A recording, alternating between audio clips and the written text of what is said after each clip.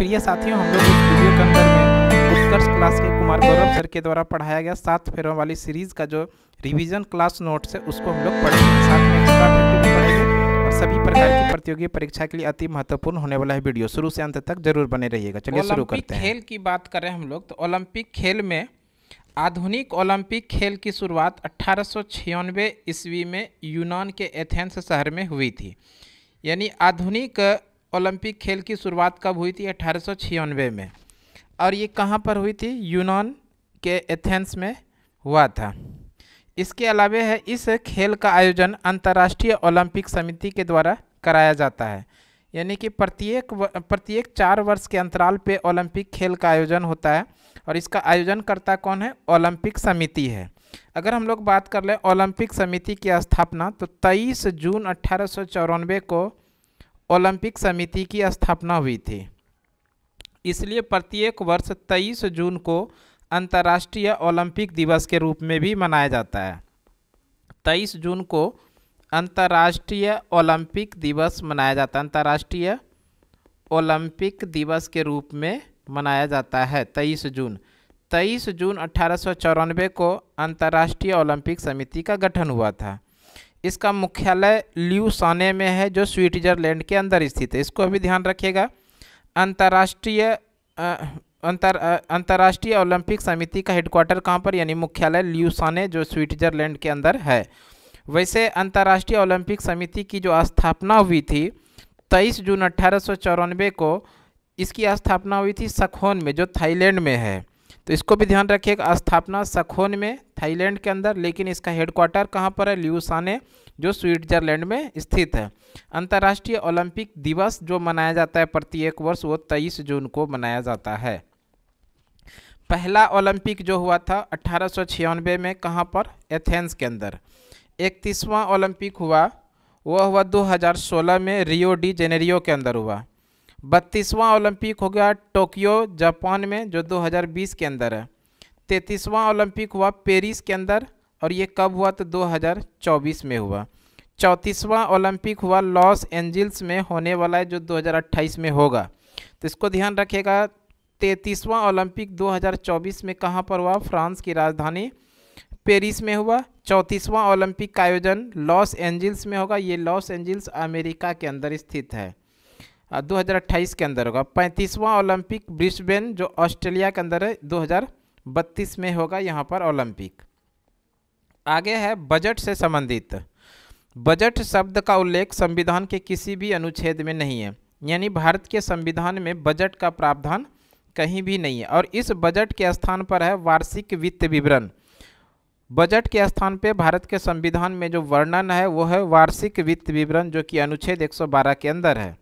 तो याद रखिएगा, भारतीय संविधान में बजट का प्रावधान कहीं भी नहीं है और इस बजट के स्थान पर संविधान में वार्षिक वित्त विवरण का प्रावधान है जो अनुच्छेद 112 के अंदर है।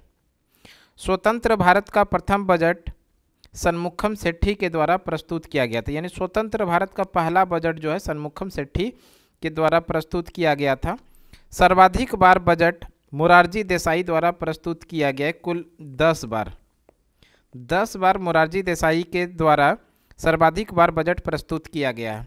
मोरारजी देसाई के बारे में थोड़ा अगर बात कर लें, मोरारजी देसाई देश के पहले गैर कांग्रेसी प्रधानमंत्री और ये किस वर्ष बने थे? तो 1977 में। तो ध्यान रखिएगा, भारत के पहले गैर कांग्रेसी प्रधानमंत्री कौन है? मोरारजी देसाई, जो कि 1977 में देश के प्रधानमंत्री बने थे। ये मोरारजी देसाई सर्वाधिक बार बजट प्रस्तुत करने का रिकॉर्ड है। इन्होंने कुल मिला के 10 बार बजट प्रस्तुत किया है। संविधान में धन विधेयक के संबंध में विशेष प्रक्रिया का उल्लेख अनुच्छेद 109 के अंदर है। इसको ध्यान रखना है। भारत के संविधान में धन विधेयक का जो प्रावधान है, ये धन विधेयक का प्रावधान भारतीय संविधान का अनुच्छेद 109 के अंदर वर्णन है। धन विधेयक की परिभाषा का प्रावधान अनुच्छेद 110 में किया गया। यानी धन विधेयक की जो परिभाषा होगी इसका प्रावधान अनुच्छेद 110 के अंदर है। धन विधेयक पर संयुक्त बैठक नहीं हो सकती है। संयुक्त बैठक का प्रावधान अनुच्छेद 108 के अंदर है।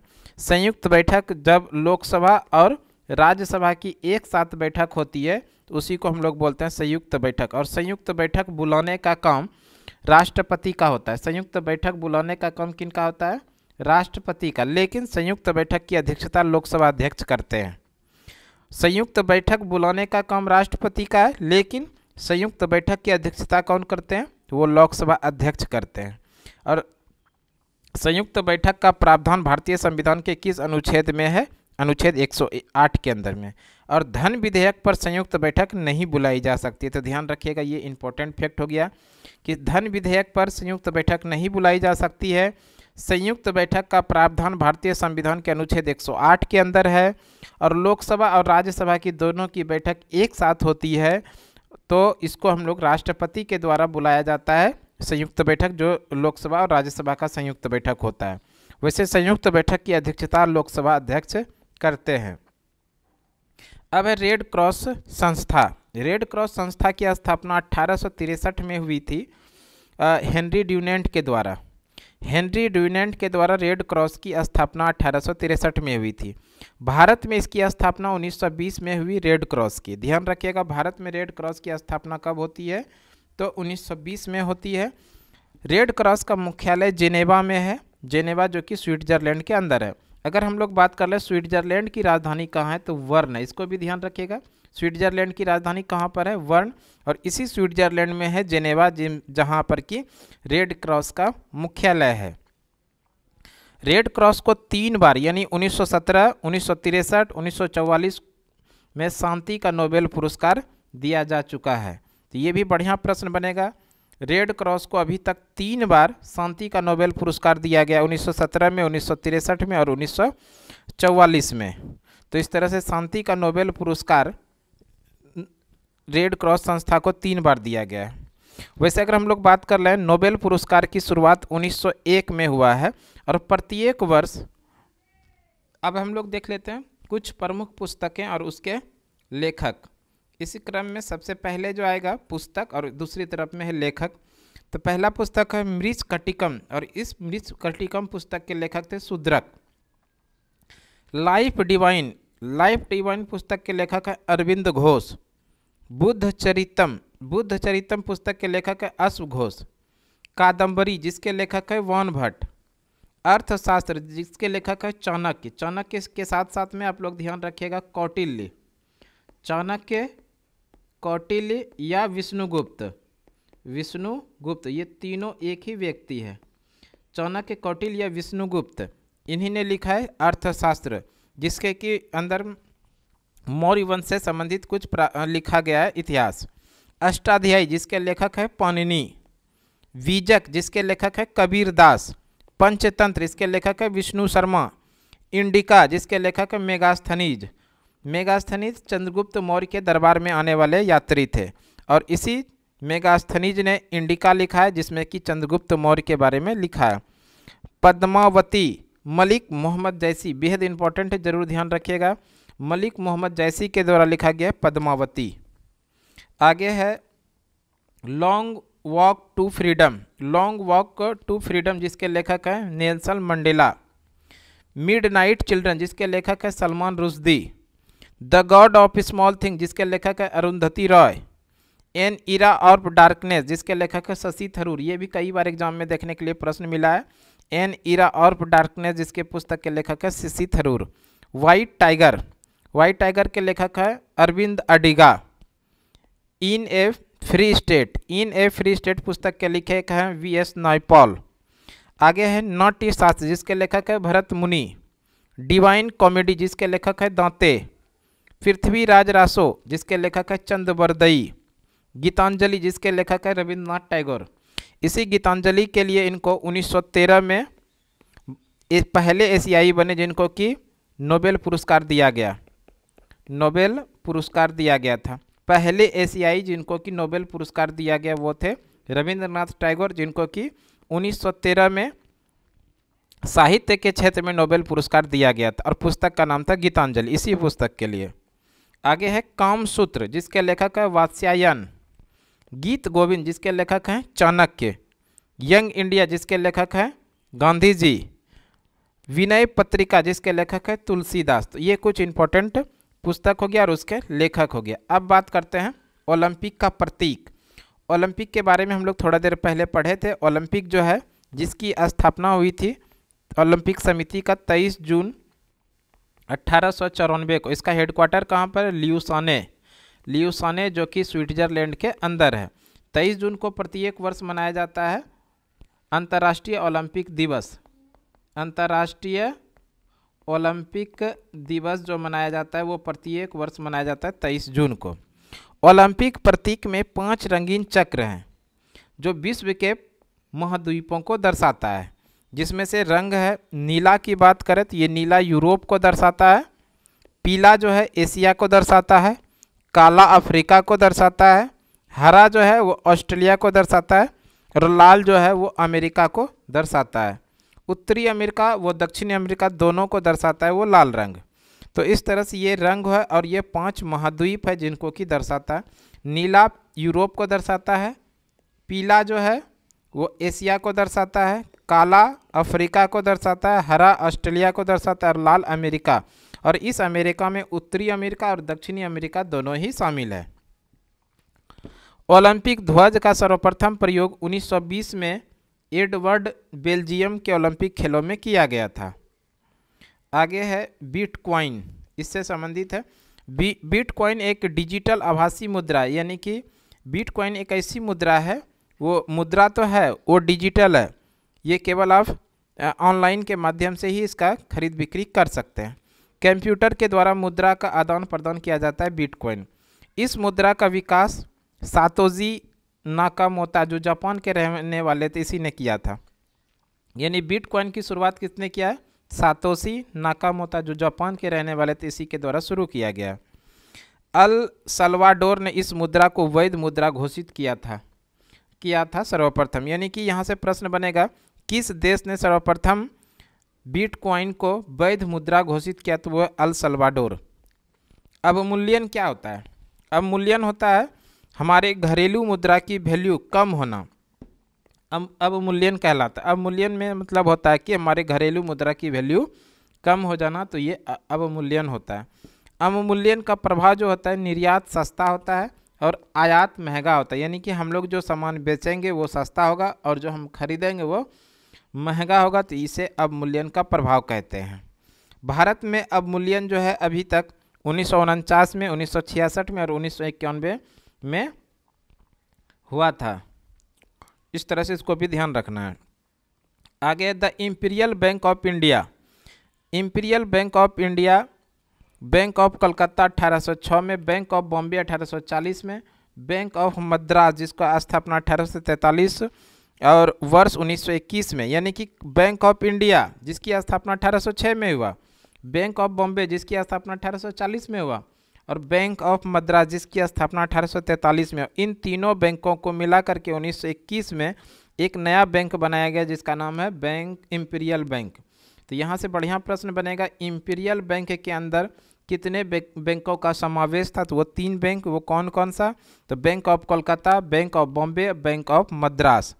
इन तीनों बैंकों को मिलाकर 1921 में एक नया बैंक बनाया गया जिसका नाम है इंपीरियल बैंक। 1 जुलाई 1955 को इंपीरियल बैंक के स्थान पर स्टेट बैंक ऑफ इंडिया यानी SBI का निर्माण किया गया। यानी इस इंपीरियल बैंक का नाम बदलकर स्टेट बैंक ऑफ इंडिया कर दिया गया 1 जुलाई 1955 को। 1 जुलाई 1955 को इंपीरियल बैंक के स्थान पे बना दिया गया स्टेट बैंक ऑफ इंडिया। आगे है SBI का ध्येय वाक्य क्या है? यानी SBI का जो वाक्य है वो है शुद्ध बैंकिंग, कुछ भी नहीं है। SBI का मुख्यालय नॉरिमन पॉइंट जो मुंबई के अंदर स्थित है। यहाँ से प्रश्न पूछा जाएगा आप लोगों से कि SBI यानी कि स्टेट बैंक ऑफ इंडिया का स्थापना कब होती है? 1955 में। और इसी स्टेट बैंक को पहले कहा जाता था इंपीरियल बैंक कहा जाता, जिसकी स्थापना 1921 में हुई थी। आगे है राष्ट्रीय कृषि और ग्रामीण विकास बैंक जिसको नाबार्ड के नाम से जानते हैं। राष्ट्रीय कृषि और ग्रामीण विकास बैंक यानी नाबार्ड जिसकी स्थापना हुई थी 12 जुलाई 1982 को। 12 जुलाई 1982 को नाबार्ड की स्थापना होती है शिवरमन समिति के सिफारिश पर। तो यहाँ से भी प्रश्न बनेगा नाबार्ड की स्थापना किस समिति के सिफारिश पर किया गया? तो वो है शिवरमन समिति के सिफारिश पर। कब किया गया? 12 जुलाई 1982 को। इसका मुख्यालय कहाँ पर है? इसका मुख्यालय है मुंबई के अंदर। यानी इसके वर्तमान अध्यक्ष साजी केबी इसके वर्तमान में अध्यक्ष हैं। वैसे अगर बात कर लें, यहाँ से कितना बार प्रश्न पूछा गया है कि नाबार्ड क्या है, तो हम लोगों को करना है आंसर कि ग्रामीण क्षेत्रों में किसानों के लिए एक बैंक है। ये कई बार एग्जाम में पूछा गया है कि नाबार्ड क्या है। नाबार्ड सीधा है कि ग्रामीण क्षेत्रों में कृषकों के लिए यानी किसानों के लिए एक बैंक, जिसकी स्थापना होती है 12 जुलाई 1982 को। शिवरमन समिति के सिफारिश पर स्थापना होती है। इसका मुख्यालय मुंबई में है, जिसके अध्यक्ष साजी केबी है। क्षेत्रीय ग्रामीण बैंक, अब आगे है आरआरबी यानी क्षेत्रीय ग्रामीण बैंक, जिसकी स्थापना 2 अक्टूबर 1975 को हुई थी। क्षेत्रीय ग्रामीण बैंक में केंद्र सरकार की 50%, प्रायोजक बैंक की 35% और राज्य सरकार की 15% हिस्सेदारी होती है। यानी क्षेत्रीय बैंक का जो हिस्सेदारी होता है 50% होता है केंद्र सरकार का, और प्रायोजक बैंक की 35% और 15% जो होता है हिस्सेदारी वो राज्य सरकार की होती है। इस बैंक के लिए नोबेल पुरस्कार बांग्लादेश के मोहम्मद यूनुस को मिला है। यानी क्षेत्रीय ग्रामीण बैंक के लिए ही नोबेल पुरस्कार दिया गया है बांग्लादेश के मोहम्मद यूनुस को। अब है भारतीय रिजर्व बैंक यानी आरबीआई, जिसकी स्थापना होती है 1 अप्रैल 1935 को। भारतीय रिजर्व बैंक का अधिनियम था 1934 के तहत, अधिनियम था 1934 का, स्थापना होती है 1 अप्रैल 1935 में। इसका कार्यालय आरंभ में कलकत्ता में था, लेकिन 1937 में इसका मुख्यालय बदलकर मुंबई कर दिया गया था। इस तरह से भारतीय रिजर्व बैंक का मुख्यालय कहाँ पर है? मुंबई में है। मुंबई में इसका मुख्यालय कब बना? 1937 में। मुंबई के पहले इसका मुख्यालय कहाँ पर था? कोलकाता में। भारतीय रिजर्व बैंक का राष्ट्रीयकरण होता है 1 जनवरी 1949 को। राष्ट्रीयकरण कब होता है? 1 जनवरी 1949 को। आरबीआई के पहले गवर्नर कौन थे? तो वो ओस्बोर्न स्मिथ थे, जो अंग्रेज थे। पहले अंग्रेज अध्यक्ष थे, गवर्नर थे, वो ओस्बोर्न स्मिथ थे। प्रथम भारतीय गवर्नर जो थे वो सीडी देशमुख थे। प्रथम भारतीय गवर्नर बने थे सीडी देशमुख। वर्तमान समय में जो है आरबीआई के गवर्नर है वो संजय मल्होत्रा, जो 26वें क्रम का है। और इसका जो चित्र है यानी लोगो है वह एक बाग वो ताड़ का पेड़, एक बाग वो ताड़ का पेड़ इसका लोगो है। आगे है make in India. Make in India जिसकी शुरुआत होती है 25 सितंबर 2014 को। ध्यान रखिएगा, मेक इन इंडिया कार्यक्रम की शुरुआत किस वर्ष होती है? तो 25 सितंबर 2014 को होता है। इसका उद्देश्य क्या है? तो भारत को आत्मनिर्भर बनाने के लिए द्वितीय क्षेत्र का विकास करना, यानी भारत को आत्मनिर्भर आगे बढ़ने के लिए द्वितीय क्षेत्र का विकास करना इसका मुख्य उद्देश्य है।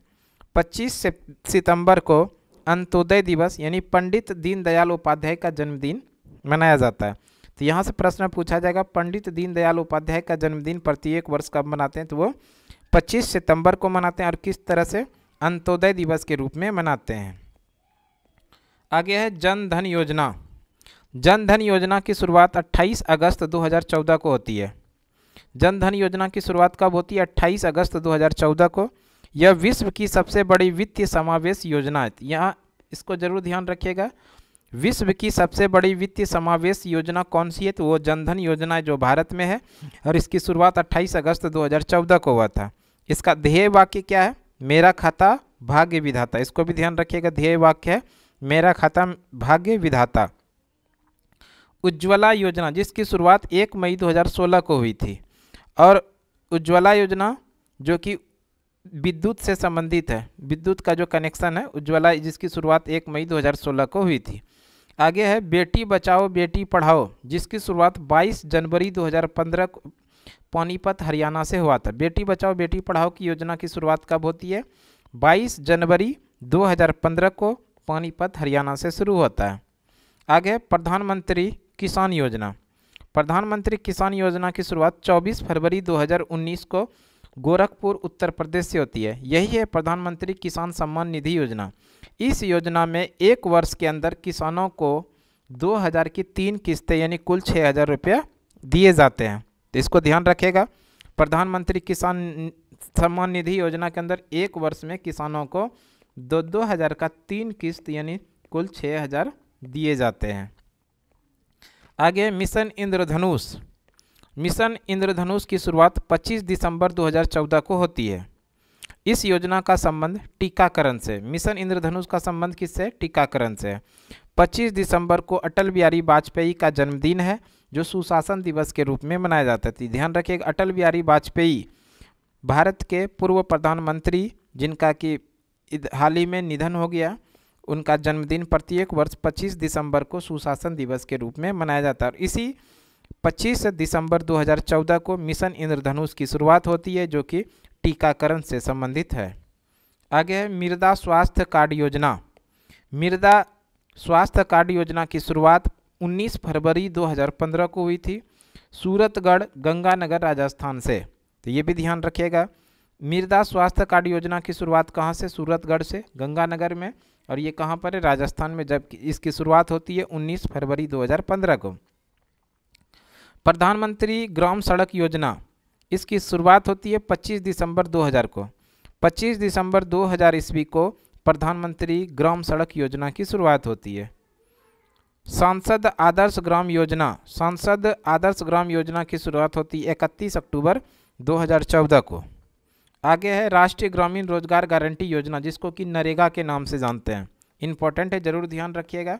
राष्ट्रीय ग्रामीण रोजगार गारंटी योजना यानी नरेगा, नरेगा अधिनियम 2005 का है और इसकी शुरुआत होती है 2 फरवरी 2006 को। यानी नरेगा का अधिनियम है 2005 का और इसकी शुरुआत होती है 2 फरवरी 2006 को। और इसी नरेगा का नाम बदलकर 2 अक्टूबर 2009 में नरेगा का नाम बदलकर महात्मा गांधी राष्ट्रीय ग्रामीण रोजगार गारंटी योजना यानी कि मनरेगा कर दिया गया। तो इसको भी ध्यान रखिएगा, मनरेगा नाम इसका कब किया गया? 2 अक्टूबर 2009 को। नरेगा की शुरुआत कब हुई थी? तो 2 फरवरी 2006 को। और मनरेगा इसको कब बनाया गया? 2 अक्टूबर 2009 को। प्रमुख अधिनियम है जिसमें से कि वन्य जीव संरक्षण अधिनियम, ये 72 का है, 1972 का अधिनियम। यहाँ से प्रश्न पूछा जाएगा, वन्य जीव संरक्षण अधिनियम किस वर्ष आया था? तो वो 1972 में। पर्यावरण संरक्षण अधिनियम, ये 1986 का अधिनियम है। सूचना का अधिकार अधिनियम, ये 2005 का अधिनियम है। निःशुल्क और अनिवार्य बाल शिक्षा का अधिकार अधिनियम, ये 2009 का है। उपभोक्ता संरक्षण अधिनियम 1986 और इसको फिर से एक बार इसमें सुधार किया गया 2019 में। तो यहाँ से इसको भी जरूर ध्यान रखिएगा, उपभोक्ता संरक्षण अधिनियम 1986। नीतिगत दर, नीतिगत दर को रेपो रेट भी कहा जाता है, रेपो रेट दर भी कहा जाता है। नीतिगत दर को रेपो रेट दर भी कहा जाता है। यह अल्पकालिक होती है, अल्पकालिक यानी कम समय के लिए। आरबीआई जिस दर पर बैंक को उधार देती है उसी को बोलते हैं हम लोग नीतिगत दर यानी रेपो रेट दर। आगे निर्धनता, निर्धनता जीवन जीने के साधनों हेतु धन का अभाव, उसी को हम लोग बोलते हैं निर्धनता। निर्धनता के दुष्चक्र की अवधारणा रागनर नरकशे ने दी थी। यानी निर्धनता के दुष्चक्र की अवधारणा का किस देन है? वो है रागनार नरकशे की। आधुनिक अर्थशास्त्र का जनक एडम स्मिथ को माना जाता है। आधुनिक अर्थशास्त्र का जनक किसको कहते हैं? वो है एडम स्मिथ। इसी की पुस्तक है द वेल्थ ऑफ नेशन, ये इसको भी ध्यान रखिएगा। द वेल्थ ऑफ नेशन पुस्तक के लेखक कौन है? एडम स्मिथ, जिनको कि आधुनिक अर्थशास्त्र का जनक कहते हैं। कार्ल मार्क्स की पुस्तक का नाम है दास कैपिटल। आगे है राष्ट्रीय आय। वर्ष 2019 से पहले राष्ट्रीय आय का आकलन केंद्रीय सांख्यिकी कार्यालय यानी सीएसओ द्वारा किया जाता था, लेकिन 2019 में केंद्रीय सांख्यिकी कार्यालय सीएसओ और राष्ट्रीय नमूना सर्वेक्षण कार्यालय जिसको कि एनएसएसओ को मिलाकर राष्ट्रीय सांख्यिकी कार्यालय बनाकर राष्ट्रीय आय की गणना की जाती है। तो ये कुछ इंपॉर्टेंट फैक्ट हो गया। राष्ट्रीय आय की गणना 2019 के पहले किस संगठन के द्वारा किया जाता था? केंद्रीय सांख्यिकी कार्यालय या सीएसओ के द्वारा किया जाता था। लेकिन 2019 में क्या किया गया? केंद्रीय सांख्यिकी कार्यालय जिसको कि सीएसओ कहते हैं और राष्ट्रीय नमूना सर्वेक्षण कार्यालय जिसको एनएसएसओ कहते हैं, दोनों को मिला दिया गया और इसको बना दिया गया राष्ट्रीय सांख्यिकी कार्यालय यानी कि एनएसओ बनाकर राष्ट्रीय आय की गणना। अब इसी एनएसओ के द्वारा राष्ट्रीय आय की गणना की जाती है। आगे है केंद्रीय सांख्यिकी कार्यालय यानी संगठन की स्थापना 2 मई 1951 को हुई थी। यह स्थापना कलकत्ता में प्रशांत चंद्र महानलोबिस प्रशांत चंद्र यानी पीसी महानलोबिस ने किया था। केंद्रीय सांख्यिकी संगठन की स्थापना कब होती है? 1951 में, और इसकी स्थापना कलकत्ता में होती है। किसके द्वारा? पीसी महानलोबिस के द्वारा किया जाता है। राष्ट्रीय सांख्यिकी दिवस जो प्रत्येक वर्ष मनाया जाता है वो 29 जून को मनाया जाता है, राष्ट्रीय सांख्यिकी दिवस। राष्ट्रीय सांख्यिकी संगठन का मुख्यालय नई दिल्ली में स्थित है। आगे है सकल राष्ट्रीय आय से निवल राष्ट्रीय आय निकालने के लिए मूल्य ह्रास को कम कर दिया जाता है। तो ये कुछ इंपॉर्टेंट फैक्ट हो गया। सकल घरेलू प्रसन्नता, सकल घरेलू जिसको कि हम लोग राष्ट्रीय प्रसन्नता की अवधारणा वर्ष 1972 में भूटान के राजा जिग्मे सियांगे वांगचुक ने दी थी। विश्व प्रसन्नता दिवस प्रत्येक वर्ष 20 मार्च को मनाया जाता है। ये बढ़िया प्रश्न है। विश्व प्रसन्नता दिवस प्रत्येक वर्ष कब मनाया जाता है? तो वो 20 मार्च को। अब है हरित क्रांति। हरित क्रांति की बात करें तो विश्व स्तर में हरित क्रांति के जनक नॉर्मन बोरलॉग हैं, और ये नॉर्मन बोरलॉग अमेरिका के एक वैज्ञानिक है। कहाँ के ये वैज्ञानिक है? अमेरिका के। इसको भी ध्यान रखिएगा, अमेरिका के वैज्ञानिक है। भारत में हरित क्रांति के जनक एम.एस. स्वामीनाथन को माना जाता है। भारत में हरित क्रांति के जनक कौन है? एम.एस. स्वामीनाथन। जबकि विश्व स्तर पर हरित क्रांति के जनक है नॉर्मन बोरलॉग। भारत में इस क्रांति की शुरुआत 1967-68 में हुई थी। इस क्रांति में यानी हरित क्रांति में मुख्य रूप से गेहूं व चावल फसलों को शामिल किया गया। मुख्य रूप से जो फसल गेहूं है, उसके बाद चावल है। अगर गेहूं और चावल दोनों में से कोई ऑप्शन में नहीं रहे तो आप लोग कर सकते हैं मोटा अनाज। मोटा अनाज ऑप्शन पे डिपेंड करेगा। वैसे अगर हम लोग बात करें भारत में श्वेत क्रांति के जनक किसे कहते हैं? वर्गीज कुरियन को श्वेत क्रांति का जनक कहते हैं। आगे है आर्थिक सर्वेक्षण यानी इकोनॉमिक सर्वे। आर्थिक सर्वेक्षण को बजट से एक दिन पहले प्रकाशित किया जाता है। आर्थिक सर्वेक्षण कब प्रस्तुत किया जाता है? जिस दिन बजट प्रस्तुत होने वाला होता है उसके एक दिन पहले। इसको मुख्य आर्थिक सलाहकार द्वारा तैयार किया जाता है। जो भारत के मुख्य आर्थिक सलाहकार होते हैं उन्हीं के द्वारा आर्थिक सर्वेक्षण को तैयार किया जाता है। आर्थिक सर्वेक्षण को वित्त मंत्रालय द्वारा जारी किया जाता है। आर्थिक सर्वेक्षण किसके द्वारा जारी किया जाता है? वित्त मंत्रालय के द्वारा। एक प्रश्न का उत्तर आप लोगों को कमेंट में देना है, वित्त मंत्रालय के मंत्री कौन हैं? अभी वर्तमान समय में भारत के वित्त मंत्रालय के मंत्री कौन है? इस प्रश्न का उत्तर आप लोगों को कमेंट में देना है। तो आगे हम लोग अगले क्लास में फिर से पढ़ेंगे। आज के क्लास के लिए इतना ही। अगले वीडियो में फिर से आप लोगों के साथ मिलते हैं। तब तक के लिए धन्यवाद।